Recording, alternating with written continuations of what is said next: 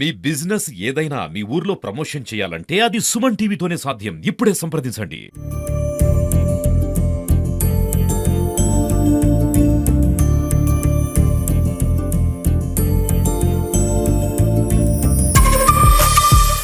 నమస్కారం అండి.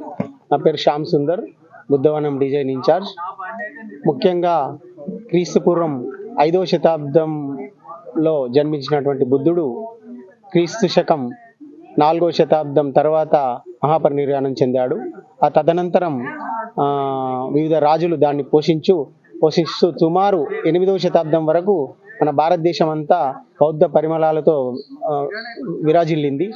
ఆ సందర్భంలో బుద్ధుడు జీవించి ఉన్న కాలంలోనే ప్రస్తుతం మన గోదావరి నదిని ఆనుకొని ఉన్నటువంటి నేటి నిర్మల్ జిల్లా ఖానాపూర్ మండల్లో బావాపూర్ కుర్రు అనే ప్రాంతం అస్మక జనపదంగా పిలువబడేది. ఆ అస్మక జనపదం 16 మహాజనపదాల్లో ఒకే ఒక జనపదం మన దక్షిణాన ఉన్న అస్మక జనపదం అన్నమాట. ఆ జనపదంలో బావరి అనే ఒక బ్రాహ్మణ ఋషి నివాసం ఉండేవాడు.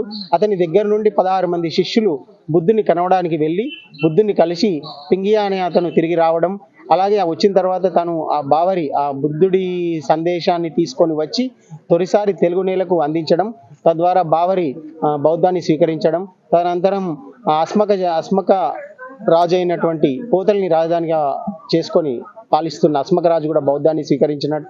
తదనంతరం మనకు అలాగే బావాపూర్ కుర్రు కానీ, తర్వాత కోటిలింగాల, ధూళికట్ట, కొండాపూరు, పనిగిరి, చైతన్యపురి, నేలకొండపల్లి, గాజులబండ, వర్ధమాన్ కోట, అలాగే ఇక్కడ నాగార్జున కొండ, ఇలా అంటే గోదావరి నది నుండి సుమారు కృష్ణానది వరకు సుమారు 80 బౌద్ధ చారిత్రక ప్రదేశాలు మన తెలంగాణ రాష్ట్రంలో విరాజిల్లినాయి.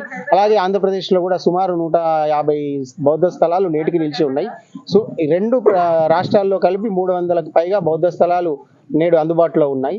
వీటన్నింటినీ బహుళ ప్రచారంలోకి తేవాలనే ఉద్దేశంతో 2003లో అప్పటి తెలంగాణ రాష్ట్ర పర్యాటక సంస్థ చైర్మన్ అండ్ మేనేజింగ్ డైరెక్టర్ గారైన శ్రీ ఆంజనేయ రెడ్డి గారు బుద్ధవనాన్ని ఆలోచన చేసి ప్రారంభించడం జరిగింది.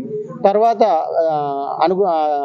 మన క్రమంగా బుద్ధవనం అభివృద్ధి చెందుతూ కేంద్ర రాష్ట్ర ప్రభుత్వాల నిధులతో దినదినాభివృద్ధి చెందుతూ 2014, 2015 అలాగే ఎందరో రాజకీయ నాయకులు కానీ, ముఖ్యమంత్రులు కానీ, గవర్నర్లు కానీ ఈ ప్రదేశాన్ని రావడం జరిగింది. అలాగే ఈ ప్రదేశానికి నిధులు కేంద్ర ప్రభుత్వం నుంచి, రాష్ట్ర ప్రభుత్వం నుంచి సమకూర్చారు. వాటితో ఇక్కడ ఎంట్రన్స్ ప్లాజా, బుద్ధ చరితవనం, జాతక పార్క్, ధ్యానవనం, స్తూపవనం, మహాస్తూప అనే ఒక 6 విభాగాలను ఏర్పాటు చేయడం జరిగింది. దీంట్లో 8 విభాగాలుగా మొదలు ప్రారంభించాం. 6 కంప్లీట్ అయినాయి, ఇంకా 2 చేయాల్సి ఉంది. వీటిని త్వరితగతిన పూర్తి చేసి పర్యాటకులకు అందుబాటులోకి తేవాలనే ఉద్దేశంతో ఇప్పటి మన రాష్ట్ర ముఖ్యమంత్రి రేవంత్ రెడ్డి గారు కూడా ఈ మధ్యనే నిర్వహించినటువంటి సమావేశంలో అధికారులకు ఆదేశాలు ఇవ్వడం జరిగింది.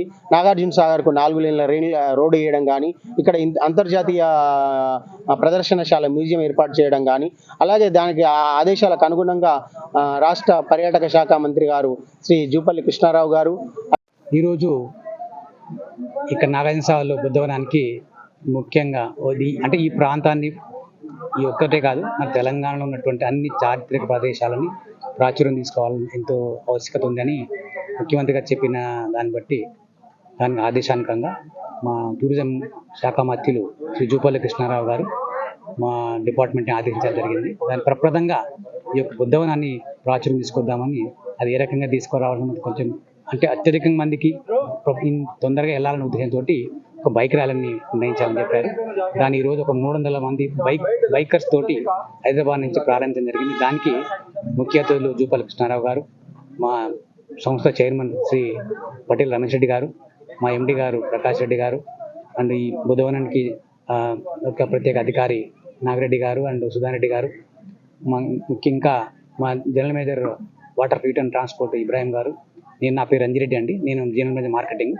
సో మేమందరం ఈ ప్రోగ్రామ్ని ప్రప్రదంగా తెలంగాణలో ప్రభుత్వం తరఫున ఇలాంటి ఒక పెద్ద ఎత్తున కార్యక్రమాన్ని మొదలుపెట్టాం. ఈరోజు 7 గంటలకు హైదరాబాద్లో స్టార్ట్ అయ్యింది. ప్లాజా హోటల్ నుంచి ఇక్కడికి ఇప్పుడు చేరుకున్నాము. 300 మందితో పెద్ద ఎత్తున ర్యాలీ చేశాము. దీంట్లో ఏంటంటే ఈరోజు మంత్రి గారు ఏం చెప్పారంటే ఇది ఇద్దరితో ఆగిపోదు, ఇది మొదటి కార్యక్రమం అంది. ప్రతి నెల కూడా ఒక్కొక్క ప్రదేశాన్ని తీసుకొని మనం ఇలాంటి బ్యాక్గ్రౌండ్ చేద్దాము. రామప్ప అనుకోండి, అట్లా అలాగే ఇటు సోమశిల అనుకోండి, ఉన్నటువంటి అన్ని చారిత్రక ప్రదేశాలని టూరిస్ట్ యొక్క యాత్రా ప్లేసులందరినీ కూడా ఈ రకమైన ర్యాలీ నిర్వహించి దీన్ని ప్రాచుర్యం తీసుకోవాల్సిన ఆవశ్యకతని ప్రారంభించడం జరిగిందండి. మీరు అందరూ కూడా వచ్చారు, బాగా ఎంజాయ్ చేశారు. దారిలో వీళ్ళందరికీ మంచి భోజన వసతులకు అందరం టూరిజం తరపున ఏర్పాటు చేయడం జరిగింది. ఇది పార్టిసిపేట్ చేసినందుకు కూడా వాళ్ళందరికీ కూడా ఒక సర్టిఫికేట్ ఇస్తాం. అంటే టూరిజం తరపున పార్టిసిపేట్ చేసినందుకు సర్టిఫికేట్ కాసేపట్లో అందజేస్తాము. అలా కాకుండా వీళ్ళకు ఇంకొక అదనంగా ఏంటంటే వీళ్ళకు ఈ ఒక 1 month లోపల ఒక డిస్కౌంట్ కూపన్ మన హోటల్లో హరిత హోటల్స్లో ఎక్కడ స్టే చేసినా కూడా వాళ్ళకి డిస్కౌంట్ కూపన్ కూడా అందజేయడం జరుగుతుంది.